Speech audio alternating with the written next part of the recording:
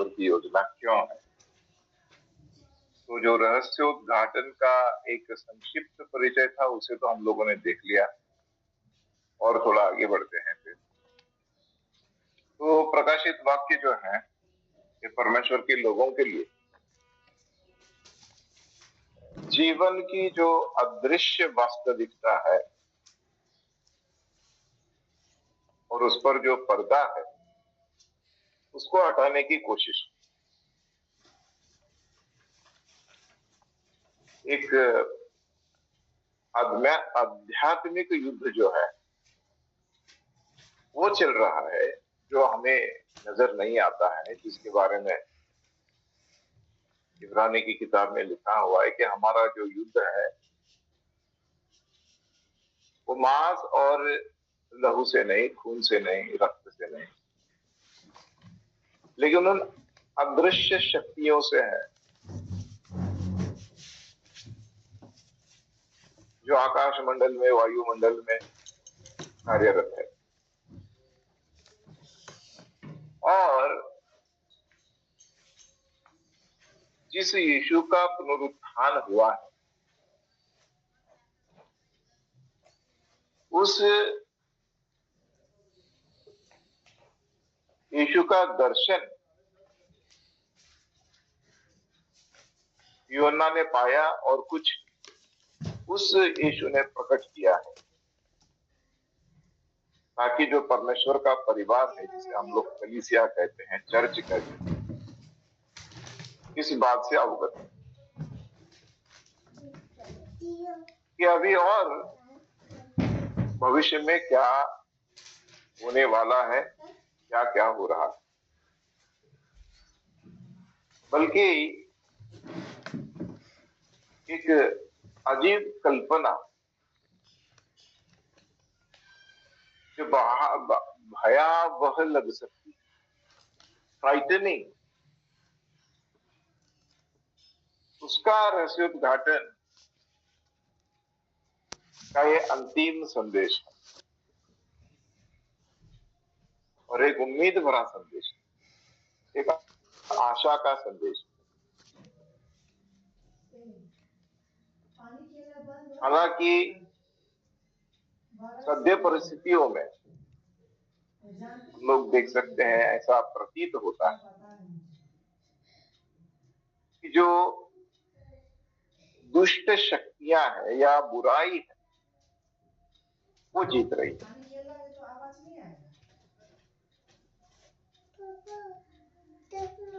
लेकिन हमें इस बात से आश्वस्त रहना है, परमेश्वर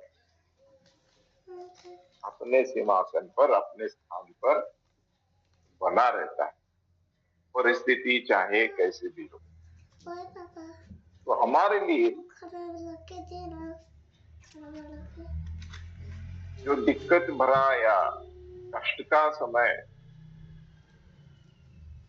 का अनुभव हम लोग इस पर करते हैं या कर रहे हैं, का मतलब ये नहीं है कि परमेश्वर अपनी जगह छोड़कर कहीं गए। परमेश्वर अपने स्थान पर अटल है, वहां से वो हिलने वाले नहीं है, वो उठने वाले भी नहीं है।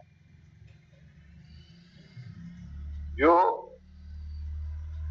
आने वाला है, जो अपने स्थान को छोड़ने वाला है, वो है यीशु मसीह। तो प्रकाशित वाक्य का जो शीर्षक है, जो शुरुआती छंद आता है, जिसकी शुरुआत ही होती है कि जिस रहस्य का उद्घाटन या रहस्योद्घाटन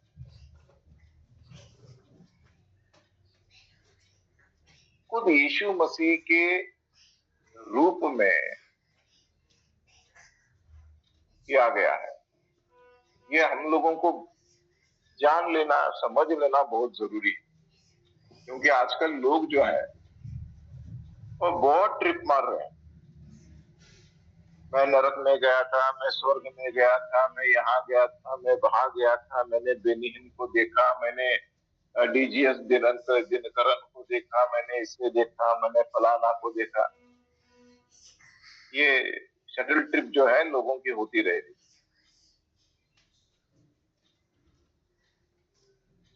तो हम लोगों को ये समझना जानना जरूरी है कि जिस बात का रहस्योद्घाटन खुद जिसने स्वर्ग को बनाया है वो कर रहा है, उसके मुख से ये सारी बातें जो है कथन की गई है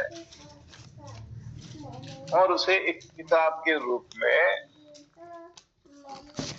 बहुत ही अच्छे ढंग से लिख कर हमारे सामने, हमारे हाथों में थमा दिया गया है, ताकि हमारा ध्यान यहाँ वहां ना भटके। तो अब जब इस प्रकाशित वाक्य की किताब को हम लोग पढ़ रहे हैं या उसका अध्ययन कर रहे हैं, तो इस बात को भी समझ लेना जरूरी है कि ये हमें दिया क्यों गया, किसके द्वारा दिया गया, किसने दिया। तो जो प्राप्तकर्ता की पहचान है, जिसे ये सब सौंपा गया या जिससे ये कथन किया गया, यहाँ पर एक डायलॉग है, बातचीत है। तो जो बातचीत के रूप में इसे प्रस्तुत किया गया है, तो प्रारंभिक जो कलीसिया का काल था, इसमें जो यूहन्ना है उसे इसका लेखक समझा जाता था, माना जाता था। जिन्होंने अपने जीवन का जो उत्तरार्ध है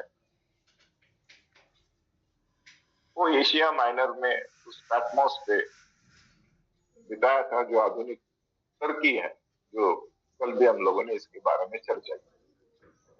उसका एक प्रमुख शहर था एफिसस, उसमें बिताया था। लेकिन उसके बाद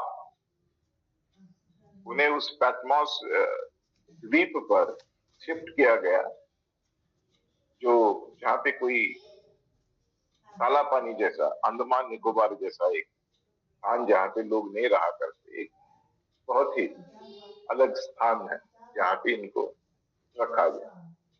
प्रारंभिक कलीसिया के कुछ लोगों ने ये सोचा था कि ये जो रहस्योद्घाटन है यूहन्ना प्रेरित द्वारा नहीं, बल्कि उसी नाम के एक अन्य प्रारंभिक चर्च के किसी विश्वासी ने या यीशु मसीह का एक चेले ने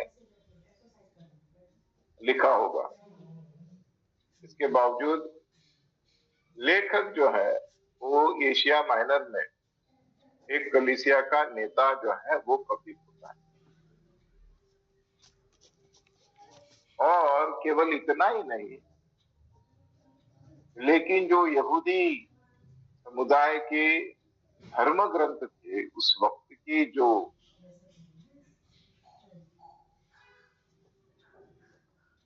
उनके आचार विचार, इन सब पर जिनका असर हुआ करता था, उस सारी सामग्री का इस व्यक्ति ने भली भांति अध्ययन भी किया, वो परिचित था, ऐसा प्रतीत होता है। तो रहस्योद्घाटन की शुरुआती जो श्रोता है वो एशिया माइनर के 7 चर्च है, कलीसिया है, 7 गुट है जो 7 कलीसियाओं में बट गए। तो एशिया मतलब एशिया के रोमन प्रांत को संदर्भित करता है, जो एशिया माइनर के पश्चिमी छोर पर स्थित था। अब ये टर्की जो है ये बहुत ही इंटरेस्टिंग जगह है। वो टर्की के बीच में एक नदी बहती है जो बहुत बड़ी है, उसका पात्र बड़ा है। तुर्की के इस तरफ जो है वो एशिया है और तुर्की के उस तरफ अगर हम लोग देखेंगे तो वो यूरोप है। तो तुर्की को, ये जो तुर्की देश है, उसे ये भी कहते हैं कि गेटवे टू यूरोप।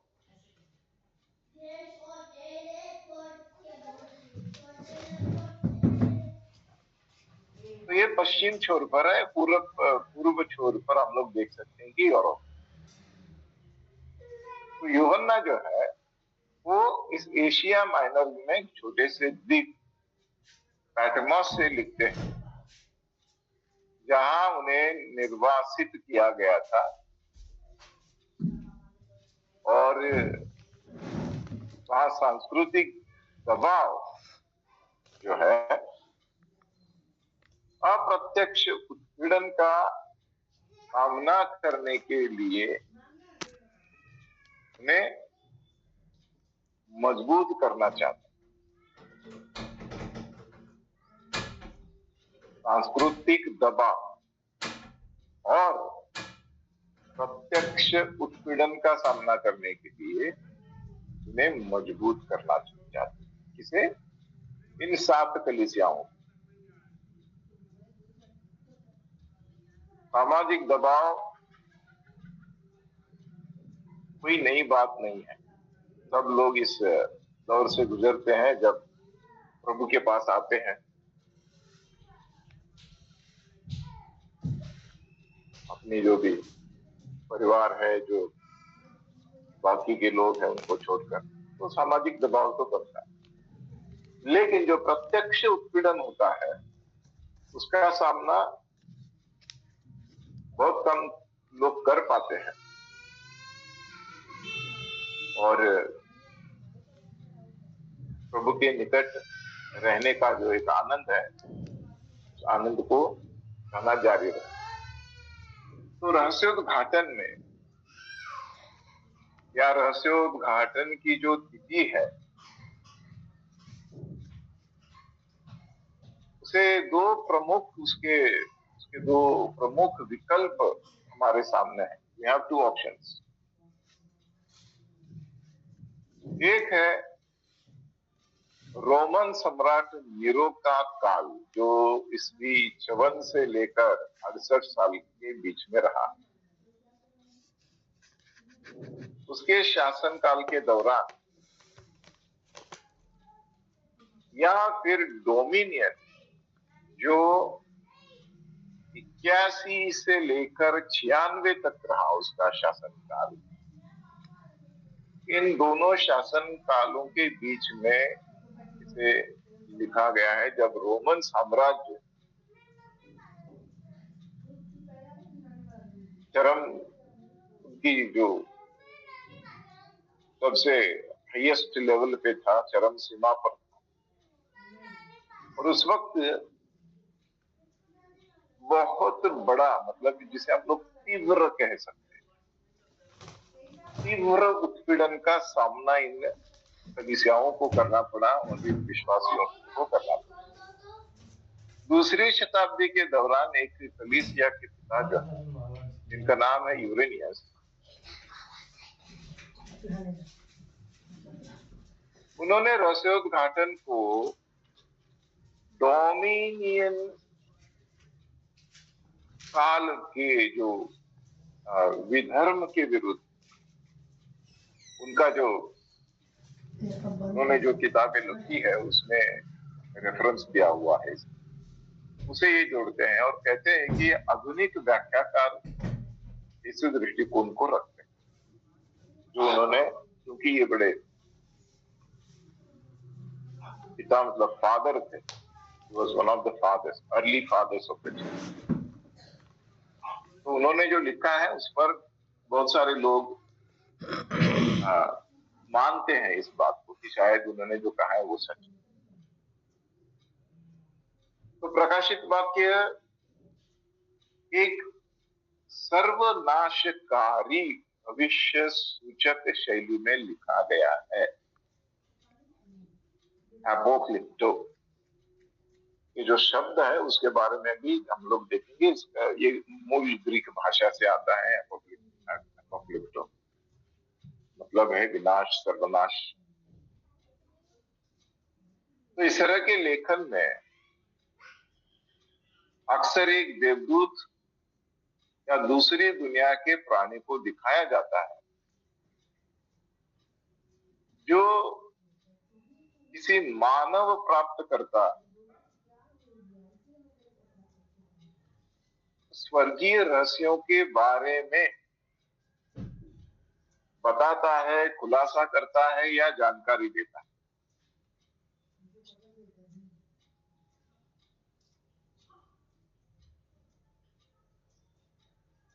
इस रहस्यों के दर्शन के रूप में प्रस्तुत किया गया है। उसने इसे खुद अपनी आंखों से देखा। तो जो भी परमेश्वर ने यूनिवर्स बनाया है,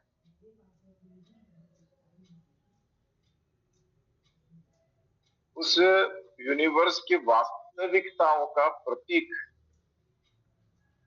बनाने के लिए हम लोग कह सकते हैं कि एक ग्राफिक इमेजरी का, आधुनिक भाषा में, आज की भाषा में अगर हम लोग देखेंगे तो उस वक्त एआई का इस्तेमाल किया गया। ऑलमोस्ट एक ग्राफिक इमेजरी जो है उसका उपयोग किया गया है ताकि उसका जितना हो सके उतना स्पष्ट चित्र लोगों के सामने प्रस्तुत किया जा सके। तो गुप्त भाषा ने या गुप्त भाषा में ईसाई उत्पीड़न के समय रोमन साम्राज्य के चारों ओर हम लोग देखते हैं कि प्रकाशित वाक्य को आसानी से प्रसारित करने की मदद की होगी। तो ये सब कलीसियाओं में पहुंचता गया। पुराने नियम की कल्पना या वो वहां जो जिस भाषा का इस्तेमाल किया गया है,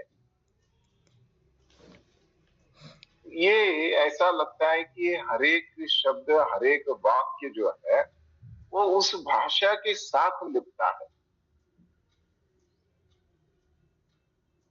ऐसे ज्ञान के बिना किसी के लिए भी ये समझना मुश्किल है। साथ ही साथ हम लोग देख सकते हैं कि प्रकाशित वाक्य जो है वो वर्तमान समय में परमेश्वर के लोगों की स्थिति को भी कथन करता है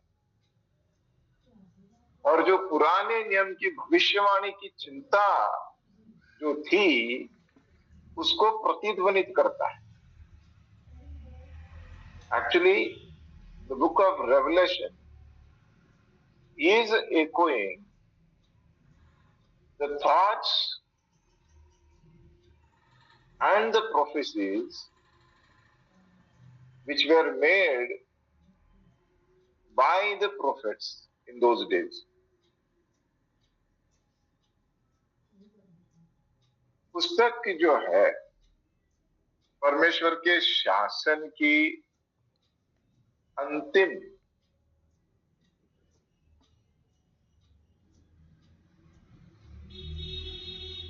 उसका जो अंतिम चरण होगा या अंतिम क्षण होंगे, उसके प्राप्ति का अनुमान लगाने के लिए सर्व विनाशकारी कल्पना का उपयोग करता है। लेकिन अंत में हम लोग देखते हैं कि अपनी वर्तमान स्थिति और परीक्षणों में परमेश्वर के लोगों के लिए एक भविष्य सूचक संदेश भी जो है वो देता है।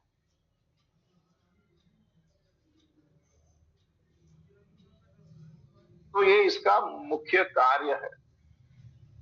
जो भविष्यवाणियां पुरानी वाचा में उस वक्त के भविष्यवक्ताओं ने की है, जिसमें दानियल भी शामिल है,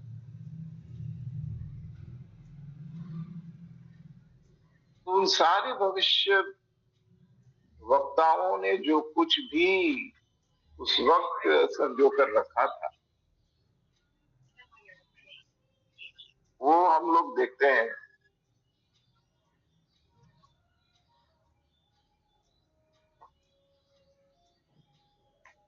कि कैसे ये सारी बातें पूरी होती गई है और आगे का जो भी काल है वो कैसे पूरा होने वाला है।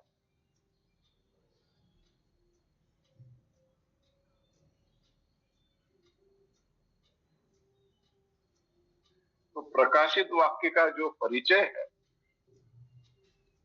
वो पहले 20 वचनों में है, और उन्हें पढ़ने के पहले हम लोग थोड़ा एक दो वचन पहले पढ़ लेते हैं ताकि इसकी जो पृष्ठभूमि है इसे समझ पाए, और फिर पूरा 1 से लेकर 20 तक पढ़ते जाएंगे। शुरू करते हैं पहला अध्याय, उसका पहला वचन।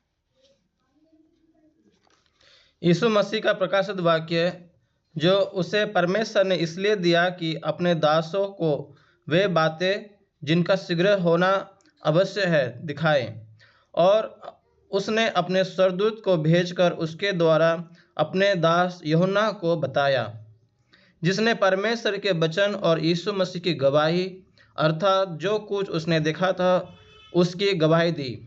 धन्य है वह जो इस भविष्यवाणी के वचन को पढ़ता है और वे जो सुनते हैं और इसमें लिखी हुई बातों को मानते हैं, क्योंकि समय निकट है।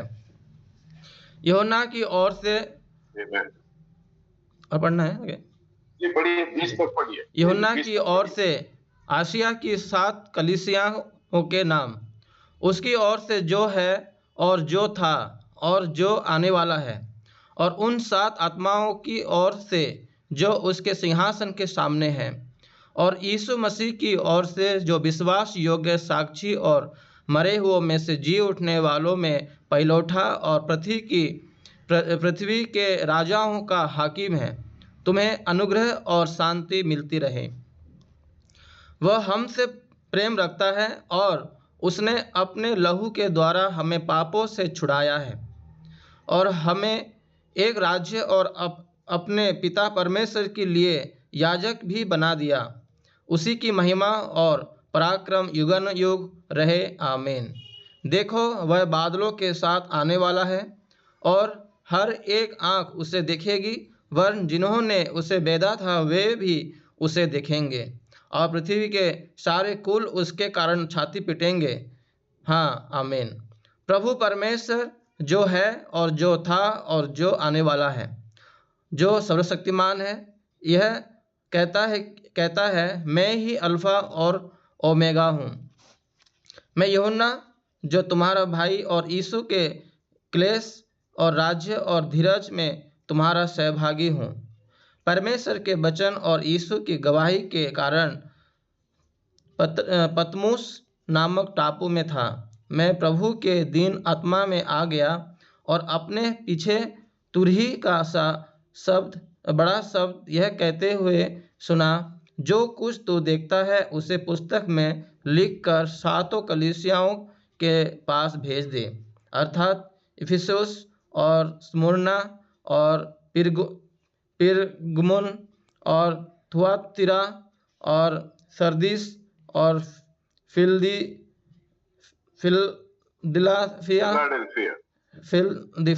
फिलदिल्फिया और लौदीकिया को।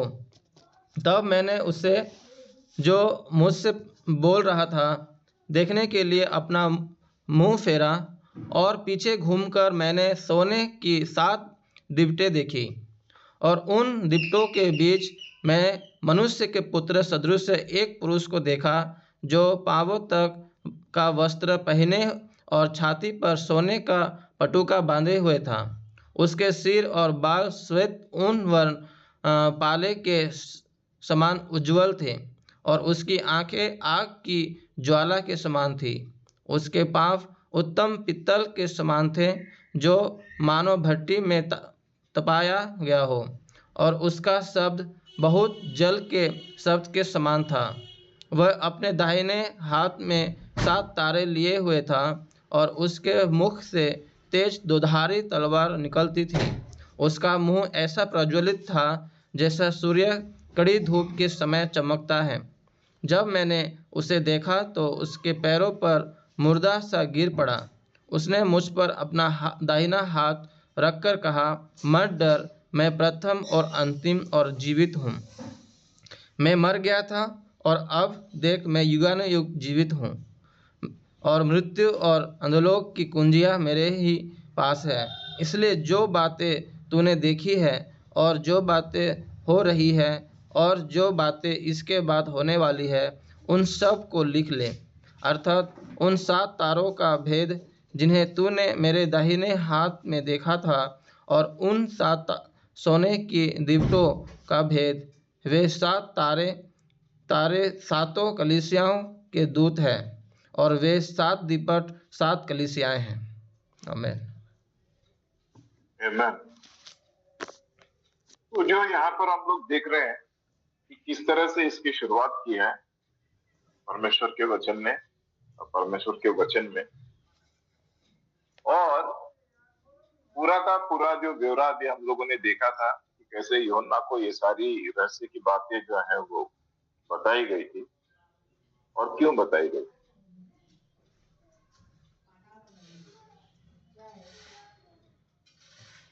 तो जो शुरुआती के श्रोता है जिनके बारे में हम लोगों ने बात करी, जो एशिया माइनर में जो 7 कलीसिया है उनके बारे में जो हमको बताया गया है वो है ये 7 कलीसिया कौन कौन सी है और क्या क्या इनको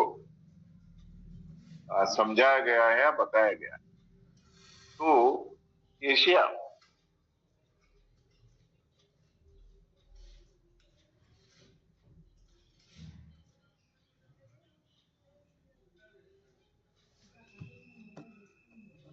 एशिया के ये 7 कलीसिया हैं जिनके बारे में भी हम लोग देख रहे हैं। तो इन्हीं को क्यों बताया गया, ये सबसे बड़ा सवाल है। लोगों के मन में आता है कि इन्हीं 7 कलीसियाओं को क्यों चुना गया। तो उसके बारे में भी आगे चलकर हम लोग चर्चा करेंगे। लेकिन 1 से 20 तक का ये जो वचनों का संग्रह है उसको पढ़ने के बाद थोड़ा सा आगे बढ़ते हुए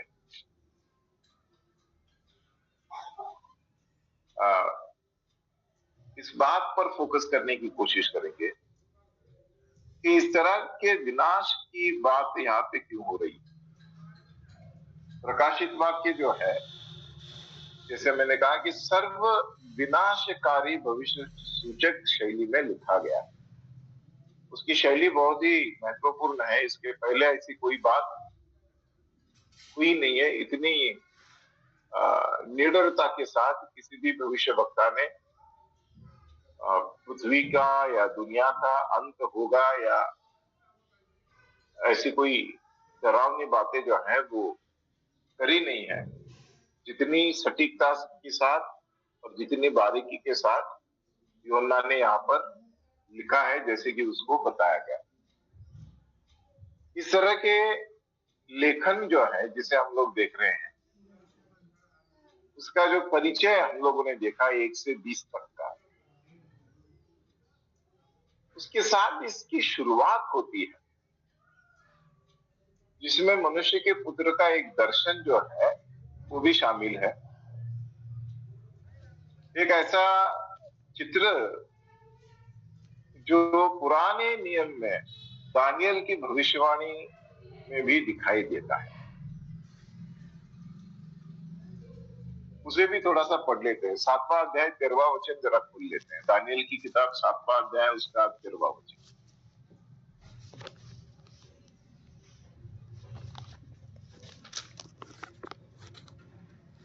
दानियल 7वां अध्याय जी 7वां अध्याय उसका 13वां वचन। मैंने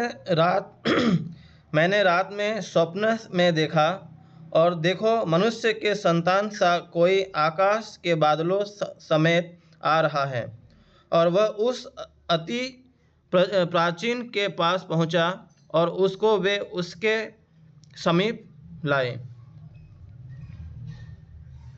जी। तो यहाँ पे वो बात कर रहा है, मैंने किसी मनुष्य के पुत्र को या परमेश्वर के पुत्र को देखा।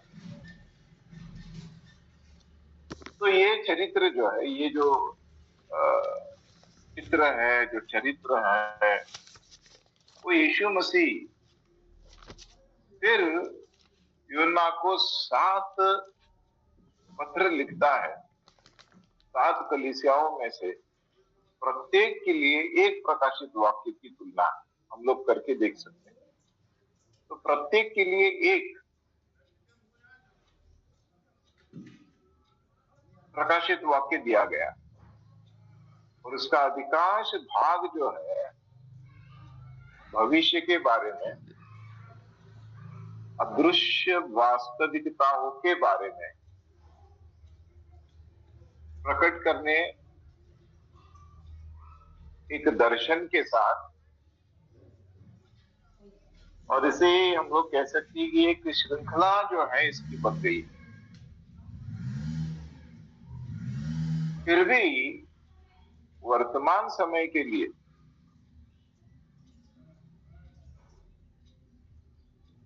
निहितार्थों के साथ हम लोग इसे जोड़कर देख सकते हैं। ये दर्शन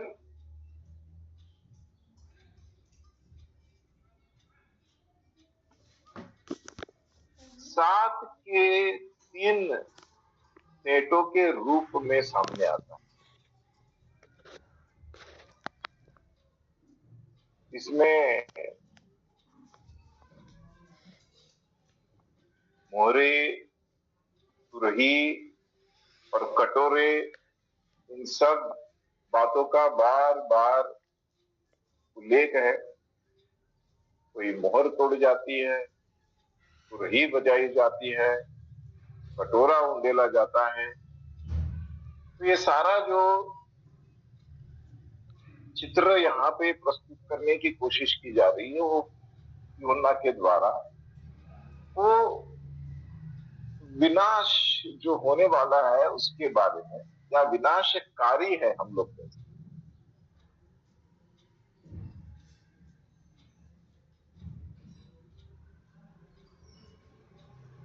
तो 7वें कटोरे के प्रलयकारी विनाश के बाद यूहन्ना को बेबीलोन के पतन, शैतान की हार और स्वर्ग और पृथ्वी का नूतनीकरण या नवीनीकरण, इन सारी चीजों को दर्शाते हुए, मतलब इन सारी चीजों का दर्शन जो है एक्चुअली दिखाते हुए किया गया है। समापन जो है हम लोग देखते हैं कि समापन के दृश्य में जो क्लाइमैक्स हम लोग कह सकते हैं, यीशु यूहन्ना को आश्वस्त करता है, ये सब कुछ जो मैंने तुम्हें दिखाया है या बताया है, ये जल्द ही घटने वाला है और ये जल्द ही आ रहा है।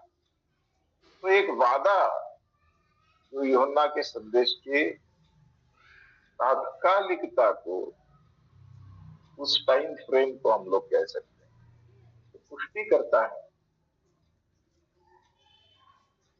तो इन सारी चीजों को थोड़ा देखने की कोशिश करेंगे परमेश्वर के वचन से, क्योंकि मैं इन सारी चीजों को समराइज करके आपको बताने की कोशिश करता हूँ। लेकिन प्रकाशित वाक्य की एक ऐसी किताब है जिसके बारे में अगर हम लोग थोड़ा अच्छी तरह से जानना चाहते हैं तो बहुत सारा अध्ययन करना पड़ेगा, बाइबल खोल के पढ़ना पड़ेगा और समय थोड़ा ज्यादा लगेगा, लेकिन इसको पूरी तरह से समझने की कोशिश करेंगे ताकि और कहीं से कुछ सीखने की, समझने की जरूरत ना आनी पड़े और आप भी इतने इसमें माहिर हो जाओ, खासकर इस किताब में, क्या आप अपना एक संदेश बना के लोगों तक इसको इसे पहुंचा सकेंगे? तो मेरी कोशिश यही है कि जब भी हम लोग अध्ययन करते हैं तो बारीकी से करें, अच्छी तरह से करें, ताकि लोगों तक पहुंचाने में हम लोगों को आसानी। तो दानियल का 7वां अध्याय 13वां वचन तो हम लोगों ने पढ़ लिया। थोड़ा सा आगे बढ़ते हैं और हर एक कलीसिया को जो प्रकाशन दिया गया है उस प्रकाशन को भी पढ़ते हैं। तो पहला जो वचन है वो दूसरा अध्याय का पहला वचन से लेकर तीसरे अध्याय के 22वें वचन तक। इसे आप नोट कर लीजिए। इसे आप जब आपको समय मिलता है या जब आप समय निकालते हैं तो इसे पढ़िए, क्योंकि जब तक नहीं पढ़ेंगे इसमें से कुछ समझ में नहीं आएगा। और इसलिए मैं इसको ब्रेक डाउन करके आपको बार बार देता हूं, ताकि उतना ही अगर आप करेक्टली पढ़ेंगे तो जो संदेश उसमें है वो आपको करेक्ट समझ में आ जाएगा, बिल्कुल सही तरह से। तो मरकुस की किताब खोलते हैं, उसका दूसरा अध्याय, उसका 10वां वचन पढ़ लेते। ब्रदर मरकुस बोले तो mark Brother, before Mark, you told what from this verse to that chapter? Just once more. That is from the book of Revelation. Yeah, from the book of Revelation. Revelation. Chapter 2, verse 1. Chapter 2, verse 1 to Chapter 3, verse 23. Chapter 3, verse 22. Verse 23. Revelation 2 verse 1, chapter 3 verse 22. Correct. Mark 2 का 10। परंतु जिससे तुम जान लो कि मनुष्य के पुत्र को पृथ्वी पर पाप क्षमा करने का भी अधिकार है। उसने उस लकवे के रोगी से कहा। जी, इसे जरा और सलीके से पढ़िए थोड़ा। परंतु जिससे तुम जान लो कि मनुष्य के पुत्र को पृथ्वी पर पाप क्षमा करने का अधिकार है। आमीन। तो पृथ्वी पर पाप क्षमा करने का अधिकार है। थोड़ा सा आगे बढ़ेंगे।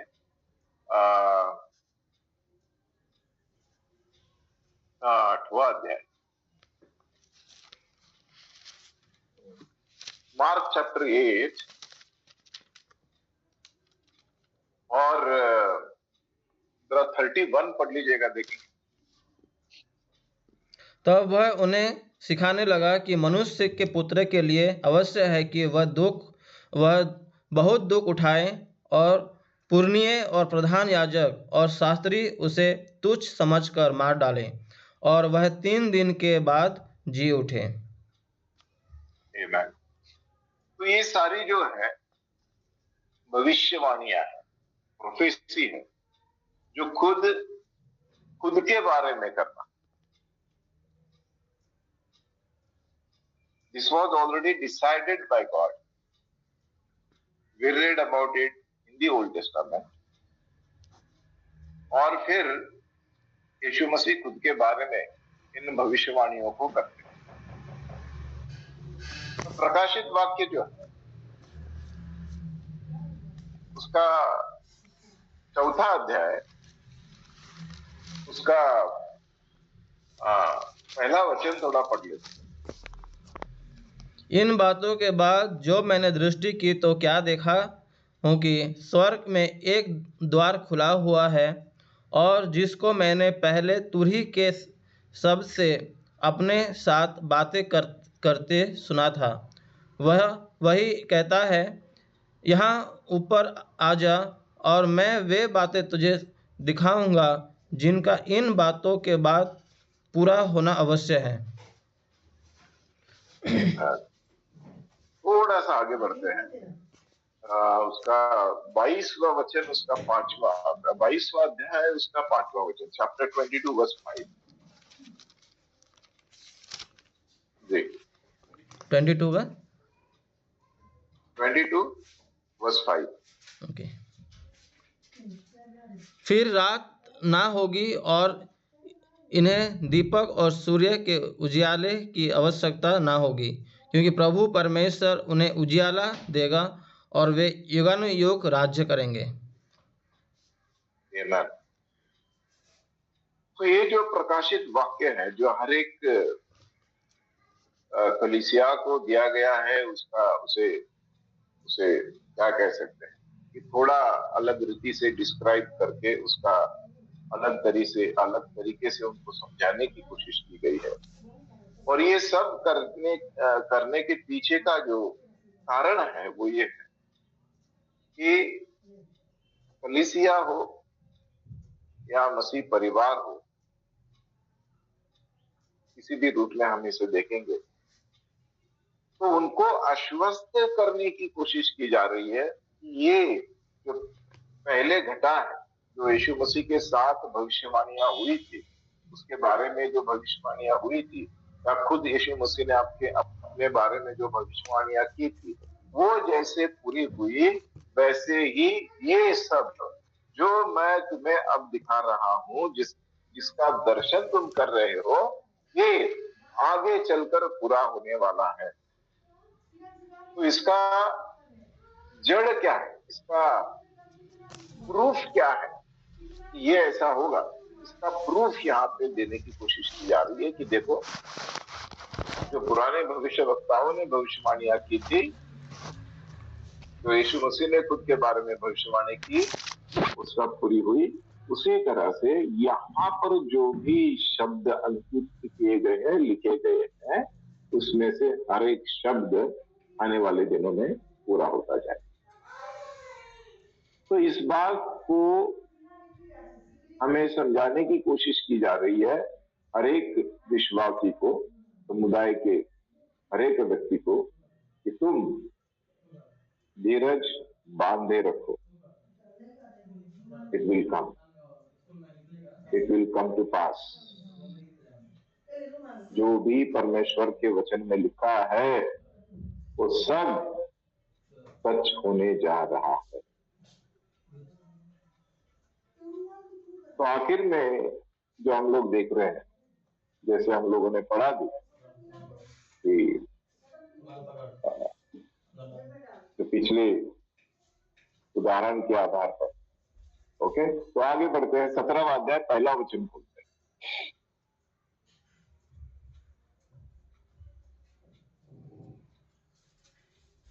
Chapter 17 verse 1 of Revelation.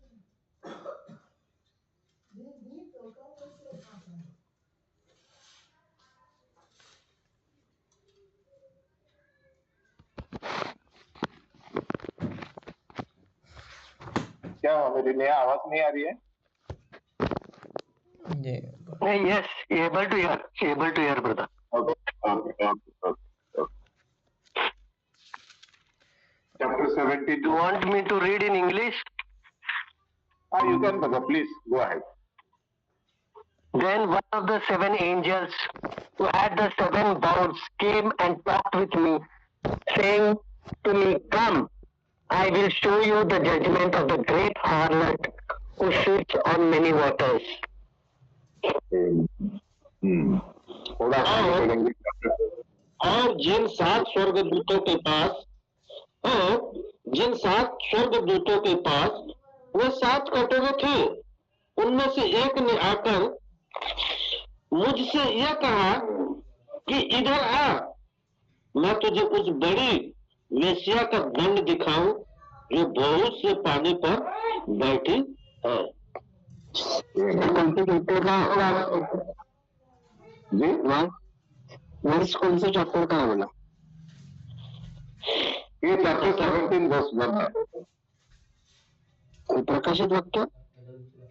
जी, बिल्कुल प्रकाशित वाक्य 17वां अध्याय पहला वचन।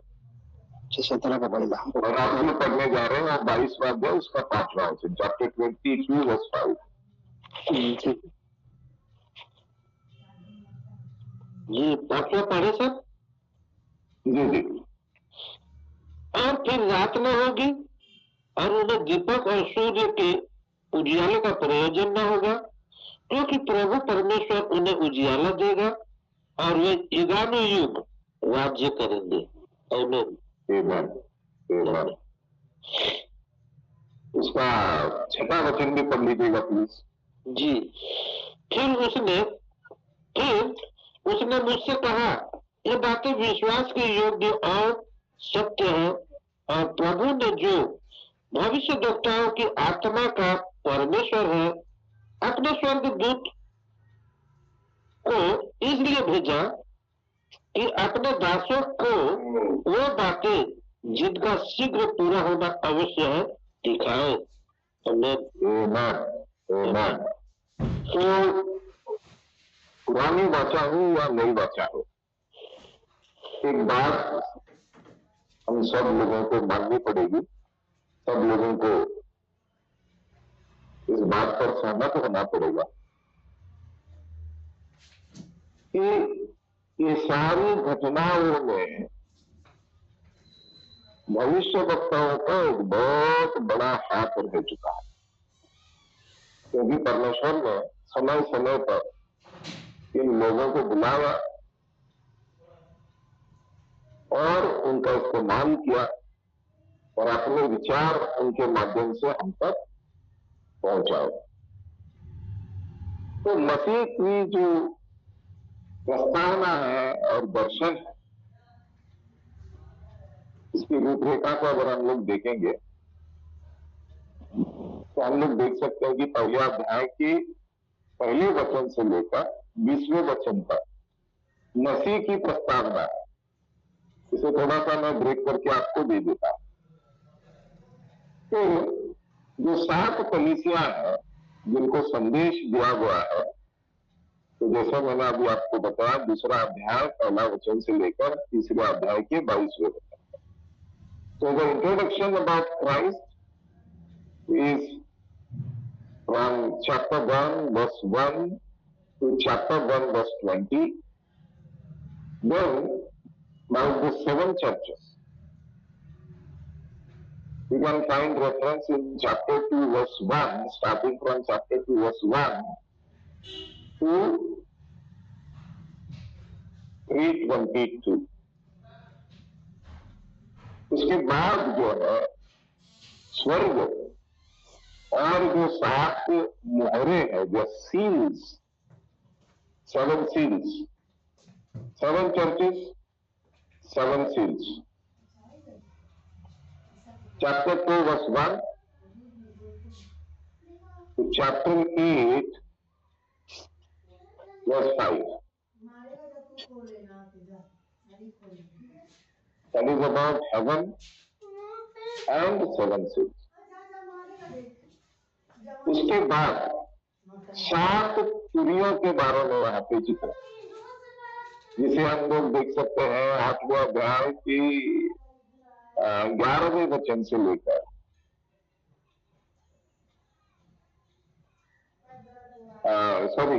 8वें अध्याय की 6वीं आयत से लेकर 11वें अध्याय के 9वें वचन तक, starting from chapter 8 verse 6 to chapter 11 and verse 19.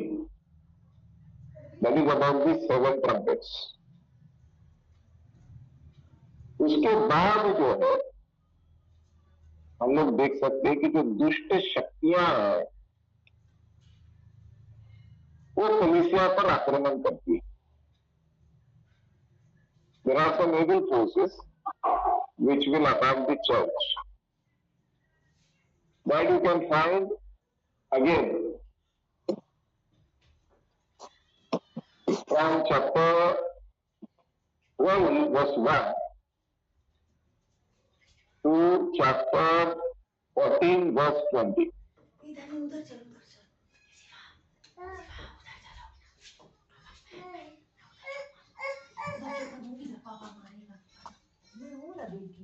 उसके बाद जो 7 कटोरे हैं, the 7 bowls,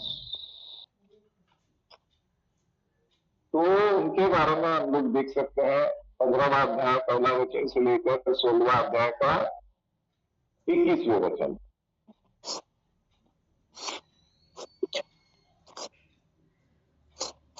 तो ये सारे जो फिगर्स है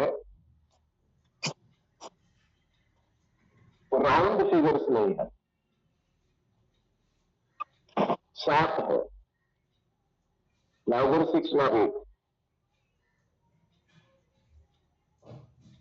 Everything connects to the number 7.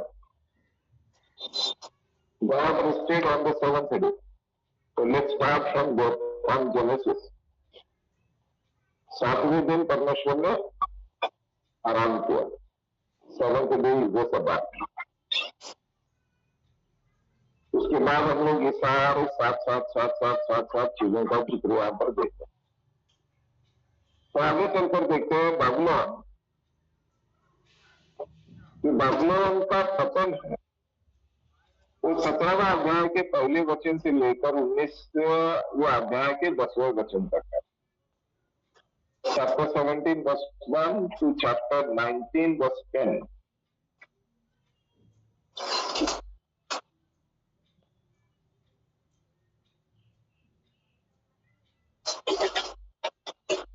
और जो लास्ट की विक्ट्री है जी, पढ़ना है क्या? नहीं, ये तो बहुत लंबा पूरा का पूरा रेवल्यूशन का बुक हो जाएगा. तो इसका सांकेत करके रख दीजिए, हेडिंग डाल दीजिए कि बाबुलोन का पतन कब से कब हुआ, कौन से चैप्टर से, कौन से वर्ष से लेकर कौन से चैप्टर के कौन से वर्ष तक. ये जो घटनाएं हैं, जो घटनाक्रम है, उसको हम लोग समझने की कोशिश कर रहे हैं. जी सर जी. ताकि जब भी हमें कुछ इससे करना होगा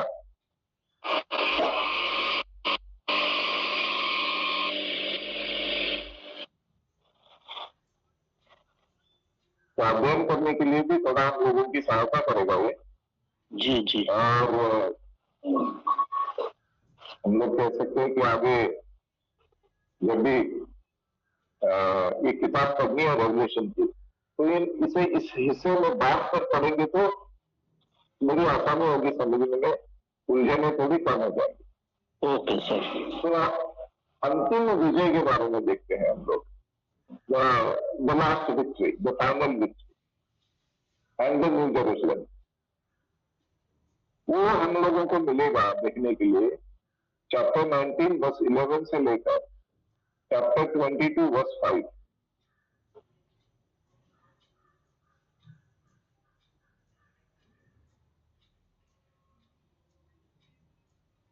और उसके बाद में और एक घटना घटने वाली है जिसे हम लोग हिंदी में कह सकते हैं कि उपसंहार.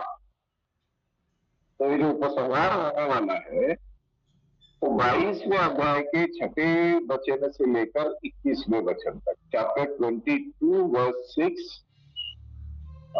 टू 21.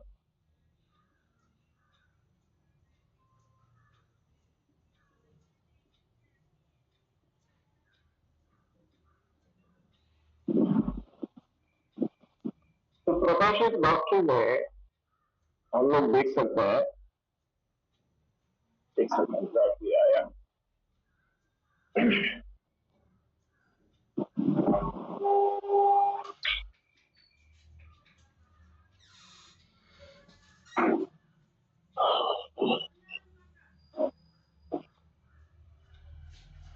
तो जो प्रकाशित वाक्य जिसके बारे में हम लोग चर्चा कर रहे हैं, उसमें दुष्टता के वास्तविकता को उन छवियों के माध्यम से व्यक्त करने की कोशिश की गई है, जो किसी को भी विचलित कर सकती, यहां तक कि डरावनी भी है. लेकिन ये पुस्तक का अंतिम संदेश नहीं, ये समझना हम लोगों के लिए जरूरी. यीशु चाहते हैं कि उनकी जो कलीसिया है, उनके जो लोग हैं, वो ये जाने कि वर्तमान में, मतलब आज जिस विरोध का, जिस उत्पीड़न का लोग सामना कर रहे हैं, उसके बावजूद अंत में प्रभु के उद्देश्य प्रबल होंगे। तो the persecution is for a time being, but then there is eternal peace. परमेश्वर ये जो यूनिवर्स को रचा हुआ है वो अपने सिंहासन पर राज करता है, अपने सिंहासन से राज्य करता है। और मारे गए मेमने यानी यीशु मसीह अपनी बलिदानी मृत्यु और पुनरुत्थान के माध्यम से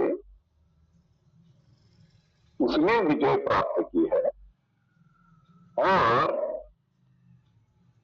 दुष्ट शक्तियां कितनी भी विजयी हो और क्यों ना दिखे विजयी होती हुई, उनकी हार का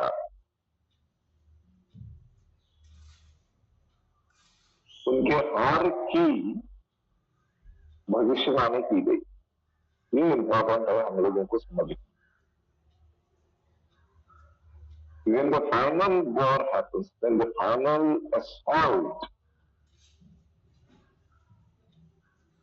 from our God the Father is executed, then the evil will not survive. That is the end of evil.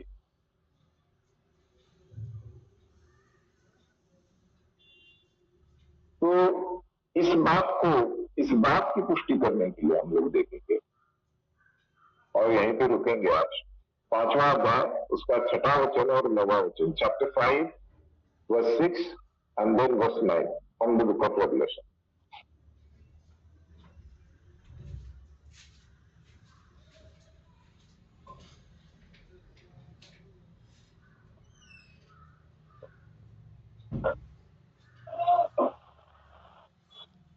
पांचवा अध्याय का कुछ पढ़ना है सर?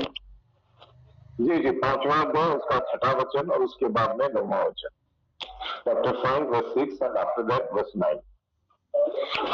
और मैंने उस सिंहासन और चारों प्राणियों और उन प्राचीनों के बीच में मानो एक वध किया हुआ मेमना खड़ा देखा। उसके 7 सिंह और 7 आंखें थी।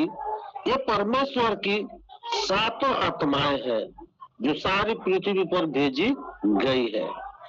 और वो यह नया गीत गाने लगे, तू इस पुस्तक के लेने और इसके मोहर खोलने के योग्य है, क्योंकि तूने वध होकर अपने लहू से हर कुल और हर भाषा और हर लोग और जाति में से परमेश्वर के लिए लोगों को मोल लिया है। आमीन। आमीन।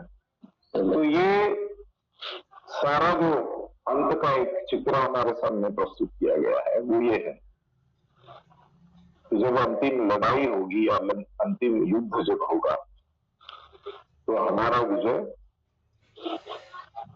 पक्का है। तो दैट इज द होप, वो आशा है। तो आज यहीं पे रुकते हैं, आगे बढ़ेंगे कल मंडे से और इस विषय को और थोड़ी गहराई से समझने की कोशिश करेंगे। यूहन्ना के बारे में और थोड़ा समझने की कोशिश करेंगे और देखते हैं कितना आगे बढ़ सकते हैं, कितना डीप जा सकते हैं। लेकिन अगर कोई आपके मन में सवाल है, if you have any questions you can ask me, if you have any doubts you can ask God. तो कोई भी सवाल हो तो मुझसे पूछ सकते हैं। अगर कुछ आपके मन में डाउट है तो वो डाउट को केवल पवित्र आत्मा ही पूरा कर सकता है, क्लैरिफाई कर सकता है। तो आप जरूर परमेश्वर से इसके बारे में प्रार्थना करके पूछिएगा। मैं केवल रेवलेशन के बुक की बात नहीं कर रहा हूँ, कोई भी अगर सवाल है तो उसका जवाब देने की मैं कोशिश कर सकता हूँ, but if there is a doubt I can ask. That only belongs to God. तो आज यहीं पे रुकते हैं, प्रार्थना करते हैं, and let's conclude for this week, and we'll come back fresh, refreshed next week. Rishikesh ji close करेंगे प्लीज.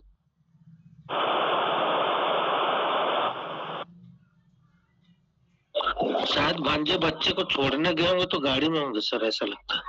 ओके ओके ओके ठीक है, आप कंक्लूड कीजिए फिर. जी जी जी सर. जीवित और महान खुदावन, हम आपका धन्यवाद करते हैं. प्रभु यीशु मसीह, हम आपका धन्यवाद करते हैं. पवित्र आत्मा, हम आपका धन्यवाद करते हैं. पिता पुत्र पवित्र आत्मा त्रिएक परमेश्वर, हम आपका धन्यवाद करते हैं और आपके पवित्र चौकी के निकट आते हैं. प्रभु हर एक बातों में प्रभु जी तूने हमें क्षमा किया, क्योंकि तू पापों को क्षमा करने वाला, गुनाह को तू प्रभु माफ करने वाला, श्रापों को बंधन को तोड़ने वाला परमेश्वर है. प्रभु हम विश्वास करते हैं हमारे सारे अपराध, हमारे सारे अधर्म, हमारे सारे श्राप के बंधन तुझ में क्षमा किए गए हैं और तोड़े गए हैं प्रभु. क्योंकि तू मनुष्य होकर प्रभु जी हमारे लिए स्वर्ग के सिंहासन को छोड़ा, जगत में आया और हमारे अपराध का बोध को प्रभु जी ने अपने ऊपर उठा लिया. प्रभु हम आपका धन्यवाद करते हैं. आज के जो भी प्रभु जी हम शिक्षा प्राप्त किए प्रभु जी, उसे हम अपने हृदय में प्रभु जी बड़े ही प्रभु जी साहित्य करके रखे. और जिस प्रकार प्रभु जी गाय चराई करने के बाद प्रभु जी एक जगह बैठकर जुगाली करती है, वैसी प्रभु जी हम तेरे इस शिक्षाओं को, इन वचनों को मनन करने पाए. प्रभु हम पर अनुग्रह कर, अपनी आत्मा के द्वारा हमें सदा सहायता प्रदान कर प्रभु, ताकि हम तुझ में बने रहे और तेरी बातें हम में बने रहे, जिसके द्वारा हम जो भी तुझसे चाहते हैं प्रभु जी अपने के लिए और तेरी महिमा के लिए हो जाए. प्रभु जी धन्यवाद करते हैं, हर एक बातों में तुझे धन्यवाद करते हैं. तेरे दास प्रभु जी जब प्रभु जी आज यात्रा करते हैं, उनके साथ संग रह. और तेरा वचन में लिखा है, यहोवा तेरे आने जाने में तेरी रक्षा आपसे लेकर सदा तक करता रहेगा.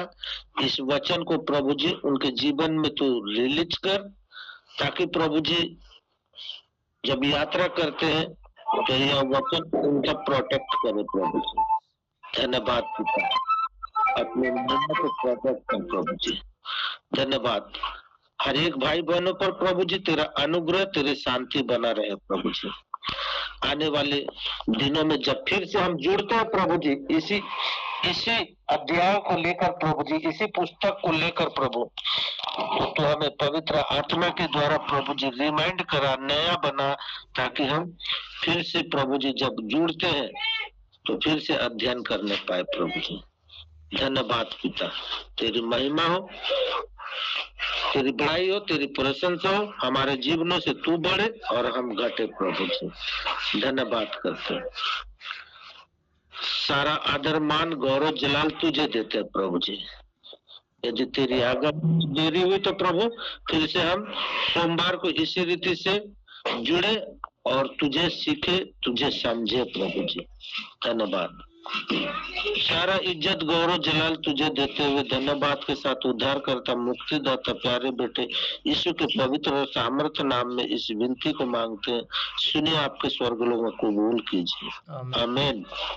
आमीन आमीन आमीन आमीन.